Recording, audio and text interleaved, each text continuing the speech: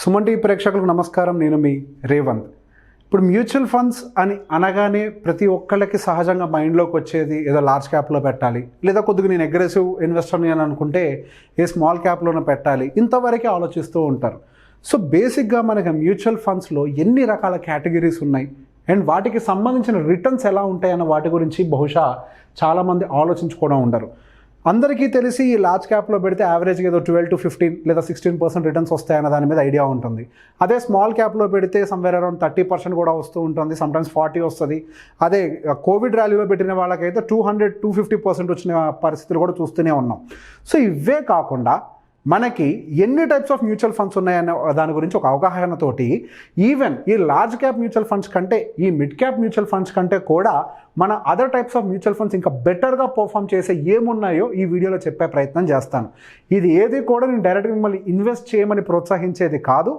ఎవరికైతే దీని గురించి నాలెడ్జ్ లేదో ఆ నాలెడ్జ్ని షేర్ చేసే ప్రయత్నం మాత్రమే. సో ఫస్ట్ మనం ఈ అందరికీ తెలిసిన ఈ కేటగిరీస్ అయితే అందరికీ తెలిసే ఉంటుంది. Large cap, mid cap, small cap, combination of large and mid cap and the large cap index అని. సో ఈ బేసిక్ కాంబినేషన్స్ అనేవి అందరికీ తెలుసు, ఈ బేసిక్ కాంబినేషన్స్ అనేవి. సో ఇవి కాకుండా మనకి ఇంటర్నేషనల్ ఫండ్స్ గురించి చాలా తక్కువ మందికి అవగాహన ఉంటుంది. ఈ ఇంటర్నేషనల్ ఫండ్స్ అని అంటే పర్టికులర్గా ఏంటి, యూఎస్ మార్కెట్స్లో ఇన్వెస్ట్ చేస్తూ ఉంటారు, చైనా మార్కెట్, జపాన్ మార్కెట్స్, వీటిల్లో కూడా మన ఇండియన్ మ్యూచువల్ ఫండ్స్ నుంచి మనం ఇన్వెస్ట్ చేసే అవకాశాలు ఉన్నాయి. సో కేవలం ఇంతవరకే పరిమితం కాకుండా మనం వీటిని కూడా ఆప్ చేయొచ్చు. అండ్ అలానే కాకుండా ఫండ్ ఆన్ ఫండ్స్ అంటే ఫర్ ఎగ్జాంపుల్ మనం ఒక మిడ్ క్యాప్ ఫండ్ని సెలెక్ట్ చేసాము, మనం ఒకటే మిడ్ క్యాప్ ఫండ్లో బదులు డిఫరెంట్ ఒక బంచ్ ఆఫ్ మిడ్ క్యాప్ ఫండ్స్లో కనుక ఇన్వెస్ట్ చేయాలి అని అంటే ఈక్విటీ FOF అంటే ఈ ఫండ్ ఆన్ ఫండ్ అనేది ఏం చేస్తుంది అని అంటే ఒక మ్యూచువల్ ఫండ్ ఒక 5-6 ఒక మ్యూచువల్ ఫండ్స్ అంటే డిఫరెంట్ ఫండ్స్ సెలెక్ట్ చేసి వాటి అన్నిట్లో కలిపి ఇన్వెస్ట్ చేస్తుంది. సో మీరు విడివిడిగా ఒక్కొక్క మ్యూచువల్ ఫండ్లో ఇన్వెస్ట్ చేసేదానికంటే మీరు ఫండ్ ఆన్ ఫండ్ సెలెక్ట్ చేసుకున్నా మీకు ఒక రకంగా అడ్వాంటేజ్ అవుతుంది. సో ఇదంతా ఒక సబ్జెక్ట్, ఇదంతా కూడా ఓవరాల్ మార్కెట్లో ఇన్వెస్ట్ చేసేది. సో బేసిక్గా ఇక్కడి నుంచి మనకు ఒక డిఫరెంట్ గేమ్ అనేది ప్లే అవుతూ ఉంటుంది. రెగ్యులర్గా ఇన్కమ్ కావాలనుకునే వాళ్ళకి డివిడెండ్ ఫండ్స్, లేదు నాకు కొంతవరకు మార్కెట్ మీద అవగాహన ఉంది, ఏ టైంలో ఏ సెక్టార్ బాగా పర్ఫామ్ చేయబోతుంది, ఏ టైంలో ఏ సెక్టార్ బాగా అండర్ పర్ఫార్మెన్స్లో ఉంది, ఒక మంచి ఆపర్చునిటీ ఉంది అన్న నాలెడ్జ్ ఉన్న వాళ్ళ కోసం ఇవైతే ఇంకా బాగా పనిచేస్తాయి.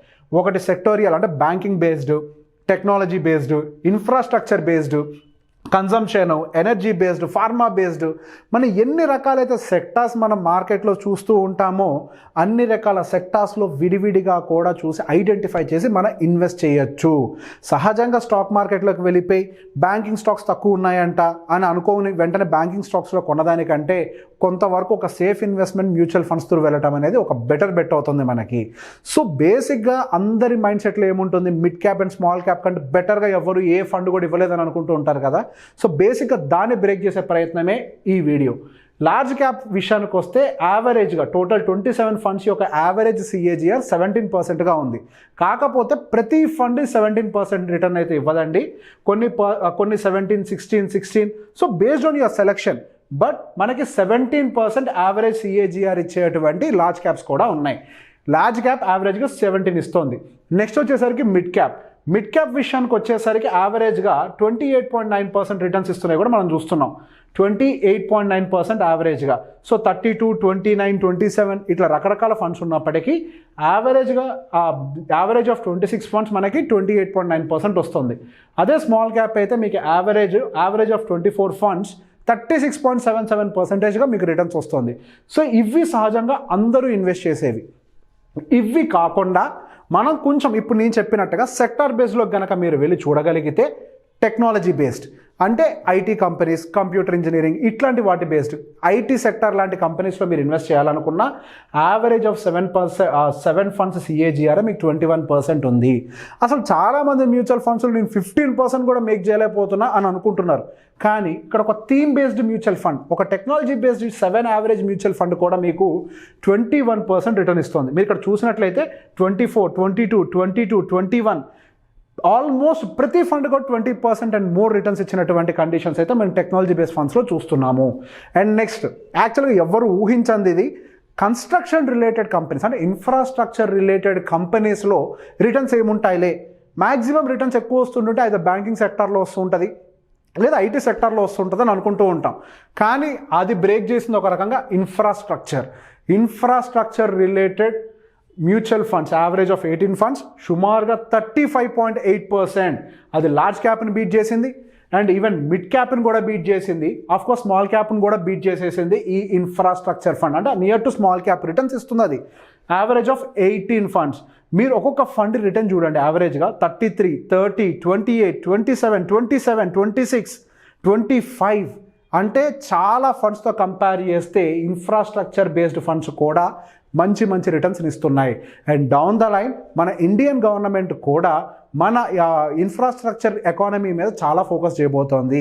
ఈ ప్రజెంట్ ఉన్న జీడిపి కాంట్రిబ్యూషన్ డబుల్ డిజిట్లు యావరేజ్గా 9 to 10% ఉందనుకుంటా. అది 15%కి కూడా చేరబోయే అవకాశాలు ఉన్నట్టుగా మన ఇండియా నుంచి ఎస్టిమేట్స్ ఉన్నాయి. అంటే ఈ పర్టిక్యులర్ సెగ్మెంట్ ఎంత గ్రోత్ ఉంటుందో మీరే ఊహించుకోవచ్చు. అండ్ దాంతోపాటుగా చాలామంది మైండ్లో ఉంటుంది ఎఫ్ఎంసీజీ అసలు రిటర్న్స్ ఇవ్వవు, కన్జంప్షన్ బేస్డ్ ఉన్నటువంటి ఫండ్స్లో ఎటువంటి రిటర్న్స్ ఉండవు, చాలా తక్కువ ఉంటాయి, ఉన్న సింగిల్ డిజిట్లో ఉంటాయి. సో ఆ మిత్తును కూడా బ్రేక్ చేసే ప్రయత్నమే ఇది. Consumption based 23.5%. సో బేసిక్గా స్టాక్ మార్కెట్లో అసలు డబ్బులు సంపాదించడమే కష్టం అనుకుంటారు కొంతమంది. మ్యూచువల్ ఫండ్స్ సింగిల్ డిజిట్ కూడా రాదంటారు ఇంకొంతమంది. వచ్చినా కానీ అసలు 15% అనే ఫిగరే చూడమని అంటారు. అట్లాంటిది consumption based theme mutual funds average of 11 మీకు 23.5 ఇచ్చింది. మీరు గమనించినట్లయితే వీటన్ని యావరేజెస్ కూడా ఆల్మోస్ట్ 15 అబోవ్. ఒకే ఒక ఫండ్ తప్పించి అది కూడా నియర్ టు 15%, మిగతా అన్నీ కూడా అబోవ్ 15%. నేను రీసెంట్గా యూట్యూబ్ కామెంట్స్లో గమనించినప్పుడు అసలు ఏ మ్యూచువల్ ఫండ్ అండి 15% ఇస్తుంది, అటువంటి ఫండ్స్ అసలు ఉన్నాయా మార్కెట్లో అనే కన్ఫ్యూజన్లో చాలామంది ఉన్నారు. ఇప్పుడు మీ కళ్ళ ముందే ఇన్ని ఎగ్జాంపుల్స్ చూపిస్తున్నా.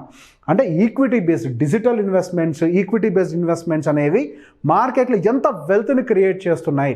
మీకు తెలిసి ఏదో ర్యాండమ్గా ఏదో లార్జ్ క్యాప్, మిడ్ క్యాప్ ఇవే కాదు, ఇంకా మనకి వీటి మీద ఎడ్యుకేషన్ కనుక మీరు సంపాదించుకోగలిగితే, నాలెడ్జ్ కనుక గెయిన్ చేసుకోగలిగితే మనకి ఎన్నో రకాల ఫండ్స్ అనేవి ఈ మ్యూచువల్ ఫండ్ సెక్టార్లో అవైలబుల్లో ఉన్నాయి.